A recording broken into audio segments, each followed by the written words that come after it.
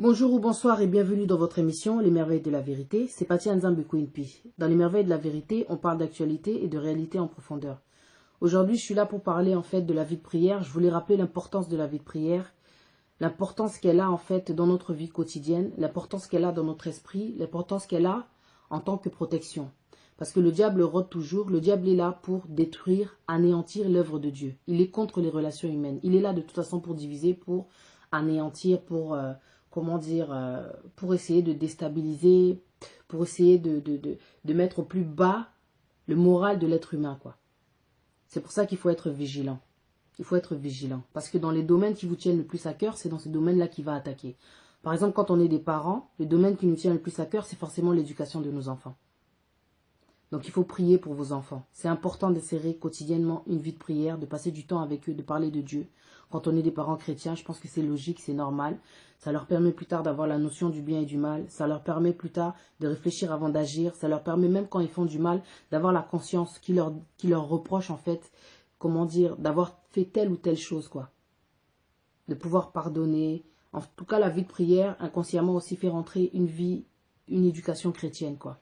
Je pense que c'est important pour les enfants de connaître Dieu. Je pense que c'est très important parce que le diable va agir si on ne passe pas du temps avec les enfants à parler de Dieu, à prier. Le diable va agir dans la vie scolaire, dans les relations. Il peut essayer d'influencer les jeunes à ce que vos enfants, à ce qu'ils aient des relations peut-être, intimes très tôt. Il peut faire en sorte, oui, de rentrer dans les études pour essayer de les décourager, de leur faire croire qu'ils ne réussiront pas. Donc il y a beaucoup de jeunes qu'on voit notamment qui laissent les études très tôt, qui se découragent, qui se démotivent, on ne sait pas pourquoi.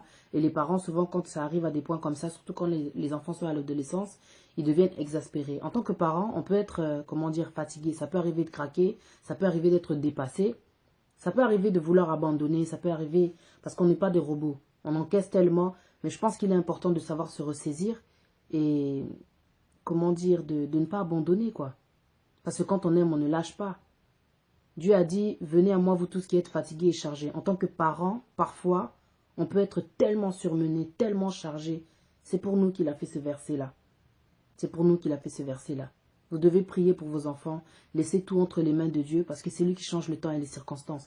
Même si le diable veut te faire croire que tu as raté l'éducation de tes enfants, dis-lui que c'est faux. Tu dois savoir, répliquer, contre-attaquer contre l'esprit négatif que le diable essaye de te mettre en tête. Parce que si Dieu t'a donné des enfants, ce n'est pas un hasard. Il a senti une capacité en toi, un amour en toi. C'est pour cela qu'il t'a permis d'avoir des enfants. Tu ne peux pas abandonner parce que c'est être lâche quelque part. C'est facile de se détacher de ses responsabilités, Mais il faut savoir être déterminé.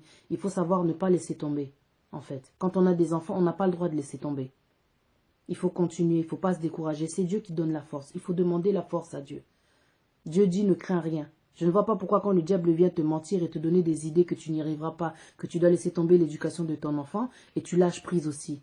Et quand tu lâches prise, c'est le monde qui récupère ton enfant. C'est la rue qui récupère ton enfant, c'est la société. C'est le diable, en fait. C'est le diable. Et que fera le diable de ton enfant? Il va le détruire. Et après, plus tard, tu entendras que ton enfant est devenu ceci, devenu cela. Tu regretteras. Tu vivras avec de remords. Parce que tu n'as pas fait ce que tu aurais dû. En tant que parent, tu es obligé d'assumer ton rôle et de partir jusqu'au bout. Peu importe la situation. C'est vrai que des fois, c'est difficile. On a envie de lâcher prise. On est des êtres humains. Ça peut arriver d'être fatigué. Mais quand tu es fatigué en tant que chrétien, tu laisses ça entre les mains de Dieu. Quand on a la foi, on peut soulever des montagnes. Pour son enfant, on est obligé de se battre. On ne peut pas laisser tomber. C'est vrai qu'éduquer un enfant, c'est pas facile. On peut être aussi un parent, peut-être on est célibataire, on élève des enfants. C'est vrai que c'est pas facile, mais c'est Dieu qui donne la force. Chaque jour tu vis, chaque jour tu les nourris, chaque jour tu les amènes à l'école. Chaque jour il se passe tellement de choses avec tes enfants, c'est Dieu qui le permet. C'est Dieu qui le permet. Crois-moi, c'est Dieu qui le permet. Sans Dieu, déjà, tu n'aurais pas la vie. Quand Dieu te donne la vie, ça veut dire qu'il y a d'espoir. La plus grande victoire devant le diable, devant ses attaques, c'est de continuer à persévérer, de continuer à être déterminé, en fait. Il y a aussi les relations entre, dans les couples, les relations des gens qui sont mariés. Le diable, souvent, vient pour diviser, ça c'est sûr. Ce que Dieu a uni, le diable veut le diviser. Mais je sais que dans la parole, Dieu dit que ce que moi j'ai uni, personne ne peut le séparer. Quand tu rencontres des difficultés dans ton mariage ou dans ta vie de couple, je pense qu'il est important de prier. La vie de prière est très importante parce qu'elle permet de fermer des portes au diable. Il y a des choses des fois qui viennent nous attaquer. Ça peut être aussi des liens de famille. Il faut savoir prier aussi contre les liens de famille. Je pense que c'est très important. On oublie souvent qu'il y a aussi des choses qui nous rattrapent. C'est peut-être pas de notre faute. C'est peut-être ce qu'ont fait nos parents ou nos arrière-parents, nos grands-parents. Et ça revient en tout cas dans notre, comment dire, dans notre vie. Ça nous suit. Il y a beaucoup de choses. Il faut se poser des questions. Pourquoi est-ce que ce genre de choses m'arrivent? Il faut aussi parler aussi avec vos parents, vos grands-parents pour essayer un peu de voir comment était leur vie, pour essayer de comprendre. Et de voir si vous pouvez vous détacher de certaines choses spirituellement. On a la force. Avec Dieu, quand on a la foi, on peut se délivrer soi-même. On peut se délivrer soi-même. Quand tu es dans une relation, tu vois que ça ne va pas, ça peut être aussi la volonté de Dieu. Peut-être qu'il veut que tu sors de cette relation-là parce qu'il ne t'avait pas demandé à rentrer dans cette relation-là. Tu n'avais pas demandé ce genre de personne à Dieu. Tu n'avais pas demandé ce genre de critères-là à Dieu. Est-ce que tu avais demandé même les critères? Aujourd'hui, tu te retrouves dans une relation, c'est très compliqué. Plus tu avances, plus ça devient compliqué, tu étouffes et peut-être tu es dans la dépression, ça ne va pas. Parce que tu n'es peut-être pas dans la bonne relation. Ou peut-être parce que tu ne pries pas assez pour ta relation, pour ton couple, pour tes enfants. Donc tu as laissé beaucoup de portes parce qu'à travers la colère, à travers le mensonge, à travers l'infidélité, le diable est rentré. Mais il y en a un de vous deux qui ne prie pas. Donc forcément, les fenêtres, les portes sont ouvertes. Et le diable s'amuse dans votre vie de couple. Mais quand c'est la volonté de Dieu, ça peut être difficile à encaisser. Ça peut être, comment dire, tu te sens peut-être fatigué émotionnellement, fatigué, attristé. Mais quand c'est la volonté de Dieu, au final, tu ne souffriras pas. Ce sera juste une délivrance. Ce sera juste une délivrance. Parce que quand on va contre la volonté de Dieu, on vit à côté des projets que Dieu avait fondés pour nous. Donc quand tu t'entêtes à rester dans une relation qui n'est pas la tienne, tu vas subir. Okoyukuta, comme on dit chez nous, tu vas subir. Il faut savoir demander la volonté de Dieu, demander pardon à Dieu, ça c'est sûr. Parce que la relation dans laquelle tu es aujourd'hui, il faut se dire, ok, tu prends du recul et tu te demandes si c'est vraiment la personne qu'il te faut. Est-ce que quand tu t'évalues, tu regardes qui tu es, est-ce que tu mérites ce genre de relation-là? Tu pleures chaque jour peut-être quand tu es seul. Mais est-ce que vraiment est-ce que tu t'attendais à cela? On fait beaucoup d'erreurs parfois en tant que jeune. On fait beaucoup d'erreurs quand on est désespéré. Arrivé à un certain âge, on se dit, ok, le premier venu ou la première venue, je vais me caser avec elle. Mais est-ce que tu avais demandé à Dieu? Tout n'a quitté. C'était pas la volonté de Dieu peut-être. Aujourd'hui, tu souffres, mais tu n'arrives pas à sortir de cette relation. Parce qu'émotionnellement, tu es attaché à cette personne. Mais spirituellement, tu dois demander à Dieu de l'aide, la confirmation. Demande-lui si tu es vraiment dans la bonne relation. Si tu es vraiment dans la bonne relation. Beaucoup de gens ont fait des AVC suite à encaisser en fait des genres de vie qui ne leur étaient pas en fait destinés. Ça, c'est le genre de sujet sur lequel j'aime revenir. Parce que dans notre génération, on est devenu pressé. On est devenu pressé et puis embrouillé. On a envie d'être avec quelqu'un parce que le temps passe, l'âge passe, on voit les autres qui se casent. On a envie aussi de ne pas rester seul. La solitude parfois nous ment. C'est vrai que Dieu dit dans sa parole qu'il n'est pas bon que l'homme soit seul. Mais ça ne veut pas dire qu'il faut se précipiter.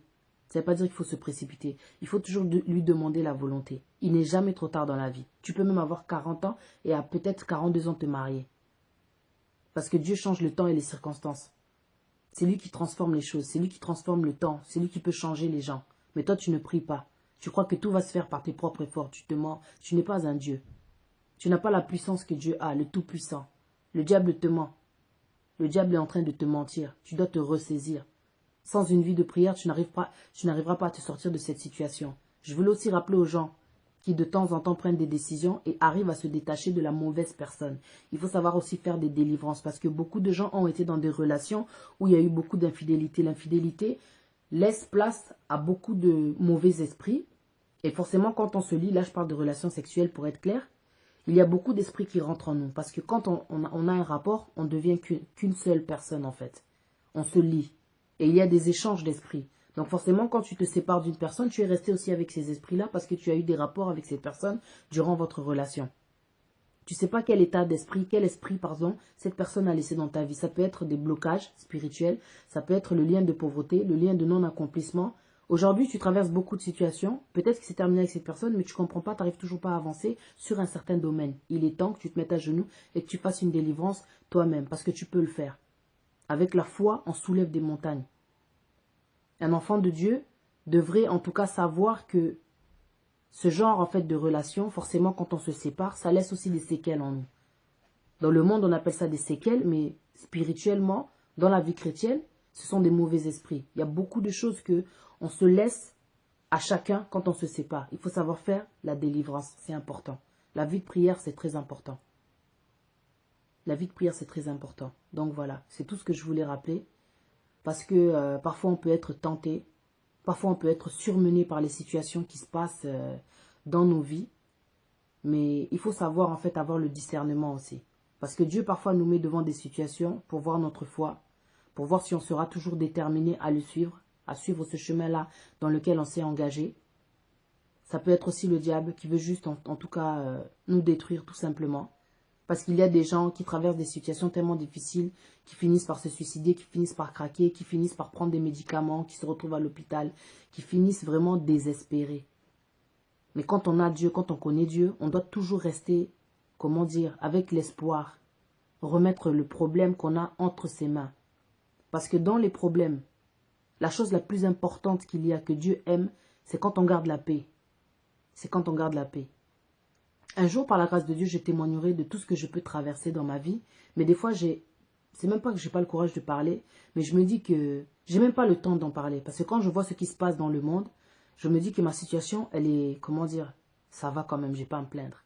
Parce qu'il y a des gens qui vivent toujours des situations plus pires que toi, plus pires que ce que tu vis forcément. Forcément. Là, dernièrement, j'ai vu sur Internet un hôpital qui a été bombardé en Syrie. Ce sont des nourrissons, en fait, qui sont morts, en fait. La bombe comment dire, a tué beaucoup de nourrissons. Ça m'a fait mal. Et quand j'ai regardé mes problèmes, j'ai dit non, c'est rien par rapport à ça. Maintenant, il faut imaginer la douleur de cette femme, de ces femmes qui ont perdu tous ces bébés-là. Paix à leurs âmes. Ton problème n'est pas plus pire, en tout cas, qu'un autre, parce que faut savoir aussi qu'il y a beaucoup de gens qui traversent la situation et par la grâce de Dieu, qui ont survécu, malgré tout. Mais dis-toi que la vie de prière apporte la paix, apporte le changement, aide à prendre des décisions, c'est important, à rester sur les décisions. Que ton oui soit oui, que ton non soit non. Parce que quand on recule souvent, c'est parce que le diable essaye de nous embrouiller. Il y a beaucoup de gens qui sont envoyés dans ta vie, ça peut être aussi des occasions de chute. Des genres de personnes qui ne te font pas avancer. Des genres de personnes qui ne t'aident pas à changer. Toi, tu es sur le point de changer, mais ces genres de personnes, tellement ils sont dans la négativité, dans le monde, ils ne veulent pas changer.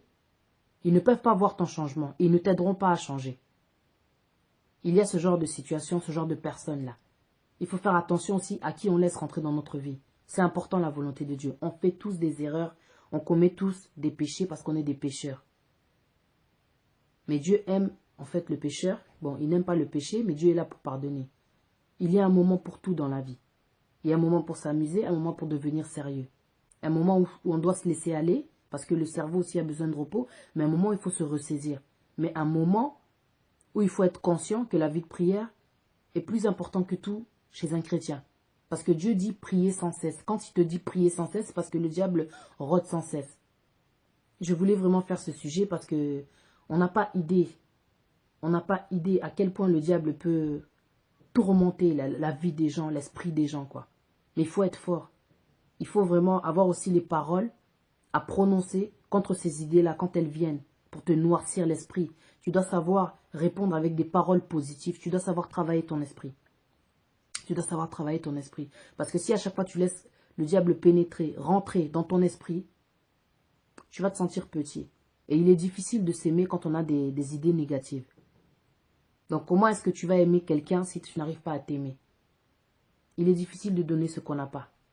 Comment tu vas aimer quelqu'un si tu n'arrives pas à t'aimer? Mais tout ça, tous les points où tu sens que tu es faible, tous les domaines de ta vie où tu sens que tu es faible, c'est grâce à la prière que tu arriveras à acquérir tout ce qui te manque spirituellement, tout ce qui te manque moralement, tout ce qui te manque même physiquement, la force. Parce qu'après ça, Dieu nous a tout donné. Et il nous demande de chercher d'abord le royaume des cieux et tout nous sera donné par-dessus tout. Quand tu fais des prières, tu sens que non, tu as prié, mais ta prière ne s'est pas réalisée. Ce n'est pas une raison de désespérer. Ça ne veut pas dire que Dieu n'a pas entendu ta prière. Dieu, il a entendu ta prière, mais il ne te donnera pas forcément tout ce que tu veux. Dieu va te donner ce dont tu as besoin, ce dont tu as réellement besoin. Il n'est pas là pour assouvir nos désirs. Il n'est pas là pour assouvir nos désirs. Parce qu'on ne peut pas faire des caprices devant Dieu. Tu as des besoins, demande à Dieu réellement ce que tu as besoin.